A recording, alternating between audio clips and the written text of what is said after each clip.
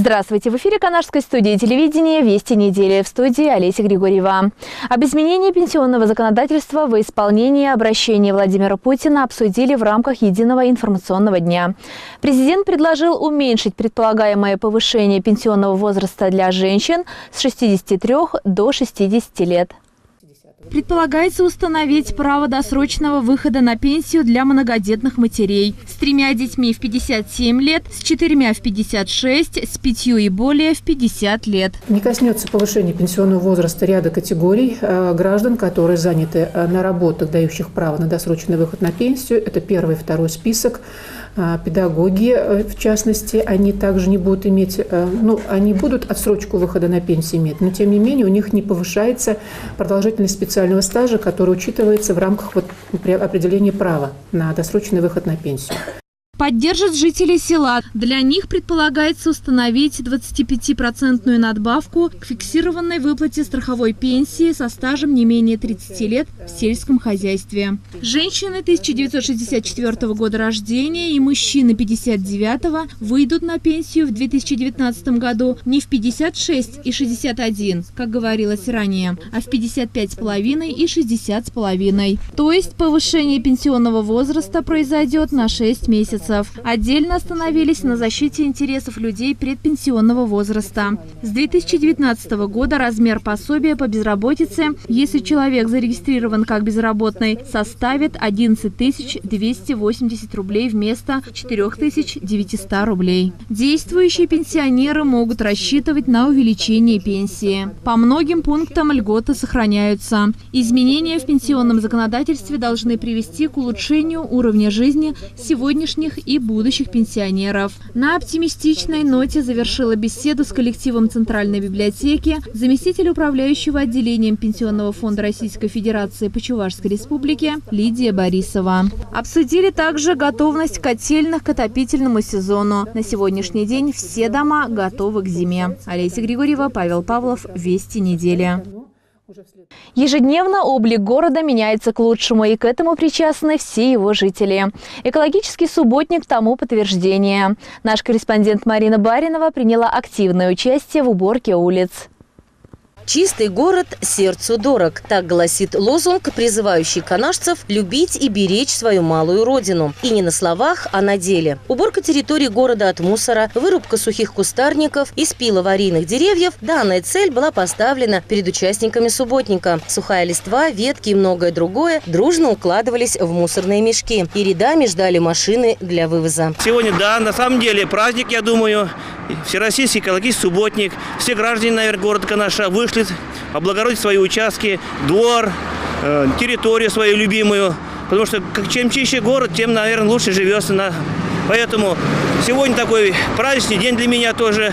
Я привожу в порядок наш любимый город Канаш. Всем желаю, чтобы вы сохраняйте его в чистоте, берегите его, и все будет хорошо. Многое делается и властями города. Благоустройство придворовых территорий, ремонт дорог и тротуаров. Деньги выделены в рамках гранта. Это все-таки заслуга главы Чувашской Республики. 12,5 миллионов рублей нам было выделено в июле месяце на первоочередные задачи. В рамках этого гранта мы отремонтировали проезды до 19-го садика на улице Машиностроителей. Уже работы выполнены. Предстоит провести капитально отремонтировать дорогу до туберкулезного диспансера. Это Роза Люксембург.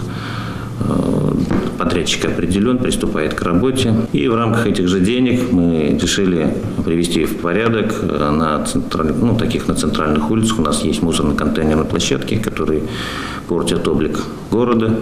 Тоже 5 контейнерных площадок решили привести в состояние. Это примерно те же самые остановочные павильоны будут делаться для того, чтобы горожане спокойно могли выбросить мусор, не запачкать свои туфли.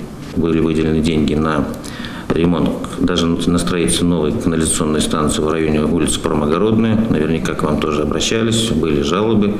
Вот поэтому сегодня оборудование уже закуплено. Начинаем как раз уже строительные монтажные работы. Также в рамках этих денег было приобретено оборудование для канал-сети по промывке.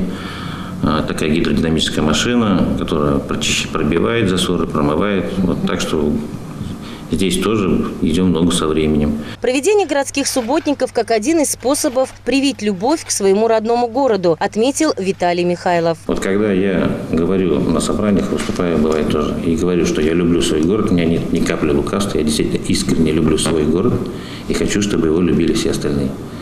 Мы же у себя дома не позволяем себе выбрасывать мусор куда попало. Мы стараемся привести в порядок прилегающую территорию. Поэтому мы же сами для себя создаем условия для комфортного проживания. Глава обратил также внимание на благоустройство городского парка, на детские площадки и освещение. Марина Баринова, Елена Бладцева. Специально для программы «Вести недели». Военный с душой поэта. В Центральной библиотеке состоялась встреча ветерана спецназа, уроженца Канаша Сергея Ефимова со студентами города. «Малую родину люблю всей душой», признается поэт. Сергей Ефимов не забывает город Канаш, даже находясь далеко отсюда. В своих стихах он пишет о патриотизме, родине, любви. Некоторые его стихи воспели в песнях. Автор порадовал зрителей собственным исполнением. В перелистанных жизнью страницах есть места для утраты побед. И я знаю, у Бога хранится самый первый на свете билет. На него была жесткая сдача. Крест и гвозди, терновый венец. Бог сумел. Ну а как же иначе? Вот и мы, когда ловим свинец, уже знаем, победа за нами. И поэтому, прежде чем пасть, мы с собою друзей прикрываем и над смертью куражимся всласть. Она только одно мгновение, а потом снова небо за нас. Даже высшим нужны измерения, ведь не зря Бог придумал спецназ. А когда по-особому туго и щеки не подставленной нет, Бог идет к себе в красный угол, доставая тот самый берет. И становится ясно сразу, кто здесь отче наш, иже еси. Слава Богу и слава спецназу, говорится не зря на Руси. Сергей Ефимов представил свои книги в Канаше впервые. С первых минут встречи сложился диалог с ребятами. Были вопросы о героях стихов, самой службе и жизни земляка. Она сильная, да, но ранима. Знает, как это в спину ножи. Ей без моря невыносимо ни мечтать, ни любить, ни жить. Без нее хочется застрелиться. Она повод для женских склок. Несмотря на полночные пиццы, она дразнится стройностью ног. С нею кофе без сахара слаще. С рук ее я приму даже яд. К ней одной все звонки исходящие, потому что она моя. Лирика и военная служба слились воедино. Здесь и любовь, и война. Нас учили быть дерзкими, смелыми. На дороге пусть встречной сторонница. Как стояли мы под прицелами, может быть, в мемуарах вспомнится про мальчишек на славу венчанных. В школах звали нас хулиганами. Именами гранит обеспечен нам, окруженный скорбящими мамами. Пусть напишет же кто-то из выживших неуемную болью, как пальцами, как прощались мы с нашими жизнями, вызывая огонь по рации на себя. В феврале небо черное, склон горы был под нашими трупами. Мы держались там непокорные, насмерть ставшие и неподкупные. Рвался тельник наружу из бронника, не ура, а проклятие с матами. Огрызались почти что покойники, подрывая себя гранатами. И сплетались мы рваными венами, и считали себя победившими, пусть погибшими, но не пленными. Бандитов не пропустившими. Поэт переживает каждую трагедию, каждую потерю как свою собственную. Именно поэтому рождаются стихи, берущие за душу. Вот буквально на днях произошла трагедия в сирийском небе. Сбит самолет, сбит наш Ил. В нем погибло 15 наших военнослужащих, среди которых был наш с вами соотечественник, наш земляк, уроженец города Канаша, Зиноев. И так получилось, что трагедия авиации, небесные трагедии, они тоже связаны с моим творчеством. Одна из них – это моя песня, посвященная, вернее, мои стихи, на которые написана песня, посвященная гибели нашего Су-24. Клип транслировали по телевизору. Я самолет с душой человека, с особой геометрией крыла. Спецназовца порой одолевает тоска по родному маленькому городку. Городок нас по-прежнему помнит, молодыми и с чистой душой. И желают нам старые окна, чтобы все было у нас хорошо. Чтоб не тронули черствость и холод, чтоб не знать пепелища души. бережет нас, наш маленький город, от отчаяния больших. Сергей окончил 8-ю школу, и на творческий вечер он пригласил своих учителей. Тут же он вспомнил своих старых друзей и представил новых. Студенты смотрели, не спуская глаз. Казалось, хватают каждое слово. Я в глаза посмотрю тем, кто рядом, и скажу за тебя свое слово. Надо чокаться, парни, надо выпить, как за живого. Я в глаза посмотрю тем, кто рядом, и скажу за тебя свое слово. Надо чокаться, парни, надо выпить, как за живого. Песни берут за душу, а стихи заставляют задуматься. Были добрые воспоминания, были тяжелые, что тревожит душу до сих пор. Вечер не хотелось завершать. Прощаться с Сергеем Ефимовым не торопились. Он, в свою очередь, подарил книги с автографом. Олеся Григорьева, Елена Блатцева, Центральная библиотека. Служивый долг, присяга на века, храним мы свято отчизны берега. Далеко даль уходит прошлое страны. Россия, мать, мы все твои сыны. И путь нелегкий нам суждено пройти, как нашим дедам, что родину спасли. И не забыть никто лето без побед. Достойный мы всегда найдем ответ. В минувшие выходные город принял участие во всероссийской акции «Кросс нации-2018». Свои команды представили все предприятия и учреждения Канаша. Всего на старт встали 5627 любителей легкой атлетики. В числе болельщиков наш корреспондент Марина Баринова. Статистически самым массовым видом спорта является бег. Это доказывает и проведенная ранее всероссийская акция «Кросс нации-2018». Всего в этом году стартовала и финишировала свыше 5500 любителей спорта Канаша. В соревновании принимали участие все желающие, от мала до велика. Итоговые старты прошли в городском парке культуры и отдыха. Свои команды выставили предприятия и учреждения города. Очень приятно видеть такое большое количество любителей спорта сегодня. Всем вам удачи на старте, на финише. Я думаю, сегодня нет ни побежденных, ни проигравших. Мы все вместе с вами победили. Мы все вместе следим за своим здоровьем. И я думаю, все вместе будем счастливы, дружно, одной большой командой. И дальше не только легкую атлетику развивать в городе, и лыжи, и велогонки, и хоккей пусть будет у нас. Настрой участников был более чем просто позитивный. Каждый ставил перед собой цель – победить. Мы ежегодно, регулярно выступаем на «Кросс нации». А это первокурсники, они пришли действительно участвовать. Но они участвовали в других школах, в своих районах, а пришли учиться к нам и участвовать за честь строительного техникума. Представляем мы Канашский транспортно-энергетический техникум. Ну и расскажите, в составе скольки человек ваша команда сегодня? Ну, заявки у нас больше 100 было. Ну, придут человек 50, точно придут. Мне очень нравится выступать на таких мероприятиях, заниматься спортом, бегать. Прыгать тоже, да. Сегодня мы представляем транспортно-энергетический техникум «Контет». И ваша сегодняшняя цель – победить!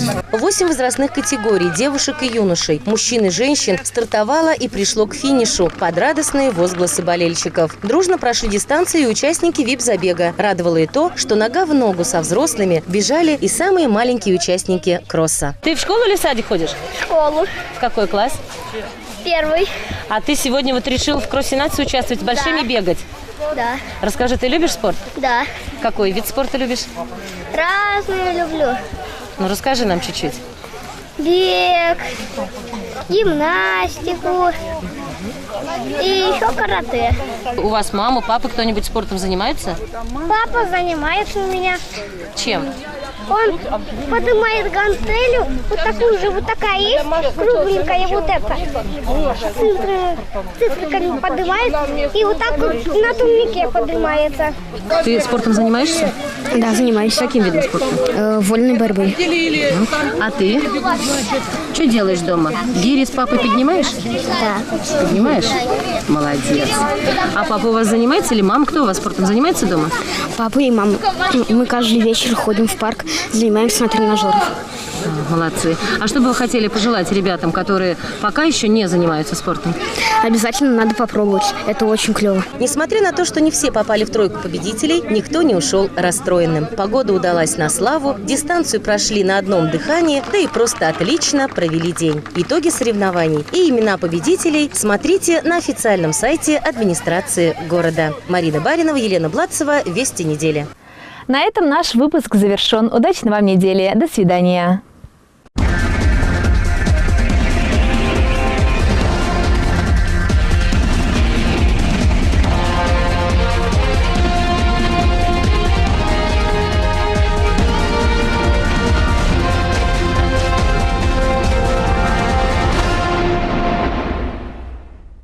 Купить то, что хочется – большая роскошь для тех, чей семейный бюджет это не позволяет. Им в помощь гипермаркет «Светофор», ценовая политика которого направлена на поддержку покупателя. Ассортимент товаров разнообразный – от мясных продуктов и сладостей до всяческой бытовой химии и полезных вещей. Гипермаркет «Светофор» напрямую сотрудничает с производителями, поэтому у нас всегда свежая продукция по доступным ценам, всегда акция.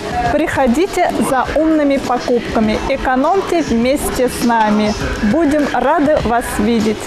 Покупателям нравится обслуживание и ассортимент. Вежливые сотрудники гипермаркета «Светофор» всегда готовы помочь в выборе нужного товара.